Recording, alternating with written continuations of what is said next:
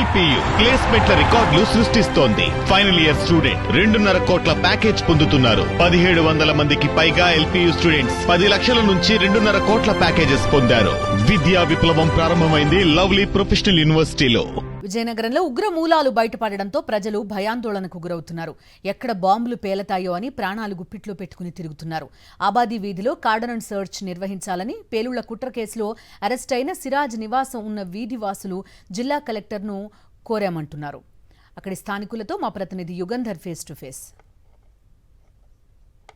ఉగ్రమూలాల లింకులు విజయనగరంలో ఉండటంతో సిరాజ్ ఇంటి పరిసర ప్రాంతాల్లో ఉన్నటువంటి పట్టణవాసులందరూ కూడా ఆందోళన చెందుతున్నారు. ఈ మేరకు విజయనగరం కలెక్టర్ని కలిసి తమ తాలూకా భయాన్ని తెలియజేస్తున్నారు. ఇక్కడ ఉన్నటువంటి ఉగ్రవాద మూలాలు ఎప్పుడైతే ఉన్నాయో, పోలీసుల తాలూకా వైఫల్యం, ఇవన్నీ కూడాను వాళ్ళ ఆందోళనన్నీ కూడా ఒక రిప్రజెంటేషన్ రూపంలో ఇచ్చారు. అసలు వీళ్ళంతా కూడా ఏం భయపడుతున్నారు, అసలు ఏం చేస్తే వీళ్ళు భయం తొలుగుతుందో తెలుసుకుందాం.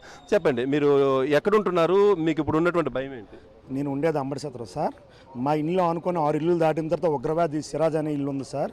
చిన్నప్పటి నుంచి వాళ్ళు తిరుగుతూ ఉంటారు. వాళ్ళ నాన్నగారు పోలీస్ డిపార్ట్మెంట్, వాళ్ళ బ్రదర్ పోలీస్ డిపార్ట్మెంట్. ఎప్పుడు మాకు అనుమానం అనేది ఎప్పుడు రాలేదు సార్. ఎప్పుడైతే వీధిలోకి పోలీసులు వచ్చి ఈ మీడియా ద్వారా మాకు ఇలాగ ఉగ్రవాది బాంబులు దొరికి అన్ని కానించి వీధిలో ప్రతి ఒక్కరు కూడా ఈ ఒక్కడు కళ్ళు ముందు తిరుగుతున్న వాడే ఉగ్రవాది అయితే ఇంక ఎటువంటి వాళ్ళు ఎంతమంది ఉన్నారో ఏంటని భయంతో చాలా బతుకుతున్నాం సార్. మాకు ఎవరి దగ్గరికి వెళ్ళాలో తెలియదు, ఏం చేయాలో తెలియదు. చిన్నప్పటి నుండి అందరం కలిసిమెలిసి తిరిగాం. కానీ ఏం చేయాలో తెలియక మా వీధిలో వాళ్ళందరమే ఏదో కార్యక్రమం చేసి కలెక్టర్ గారికి, ఎంఆర్ఓ గారికి లెటర్ ఇచ్చుకుంటే వాళ్ళైనా పోలీసు వారు వచ్చి ఇలాగలాగా ఎంక్వైరీ చేసి, అది కాకుండా మా ఏరియాలో 2 మదర్సాలు ఉన్నాయి సార్. మదర్సా అంటే ఎవరెవరో చిన్న పిల్లలు వచ్చి వాళ్ళకి హిందీలో ఏమి నేర్పిస్తారు.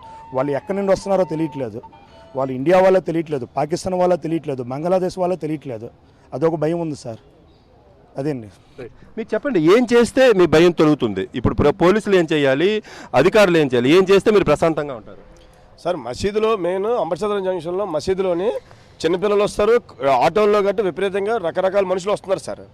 వాళ్ళు ఈ లోకల్లో మనుషులు అయితే మాత్రం కాదండి, వాళ్ళు ముస్లిమ్స్ వస్తున్నారు సార్. చెకింగ్ చేయాలి సార్. ప్రతి మసీదులను చెక్ చేయాలి, ప్రతి ఇంటిని చెక్ చేయాలి సార్. వాళ్ళు ఈ పని కార్పెంటర్లని, పెయింటర్లని, ఈ మెకానిక్లని వస్తున్నారు సార్. రకరకాలుగా వాళ్ళు అక్కడ స్థిరపడుతున్నారు సార్. వాళ్ళకి మాత్రం మనం ప్రతిది కూడా ఇంటికి వెళ్ళి సెర్చ్ చేసి ప్రతి ఆధార్ కార్డు లింక్ చేసి చేయాలి సార్. అది ఆధార్ కార్డు కూడా డూప్లికేట్ ఆధార్ కార్డు ఏంటంటే దాన్ని మాత్రం ఆన్లైన్లో చెక్ చేయాలి సార్. ప్రతిదిన మా కోరిక అది సార్. ఇన్నాళ్ళు విజయనగరంలో ప్రశాంతంగా ఉండేవాళ్ళం సార్. ఇప్పుడు మాత్రం చాలా ప్రమాదకరంగా ఉంది. మాకు కూడా చాలా భయభ్రాంతులతో బతుకుతున్నాం సార్. అది దయచేసి పోలీసు వారు, ప్రభుత్వం వారు కూడా గమనించి వాళ్ళ మీద మనకి ఎంక్వైరీ పెట్టాలని మా ఆలోచన సార్, మా కోరిక. ఇది ఇక్కడ ఉన్నటువంటి పరిస్థితి. ముఖ్యంగా వీళ్ళంతా కూడాను అంబటి సత్రం వెనుకాతల ఈ ఆబాదీ వీధి అనేది ఉంటుంది. ఆబాదీ వీధిలోని ఉర్దూ పాఠశాల ఒకటి, మదర్సాలు ఒక 3 ఉంటాయి. ఈ 3 వల్ల వీళ్ళకి భయం ఉంది.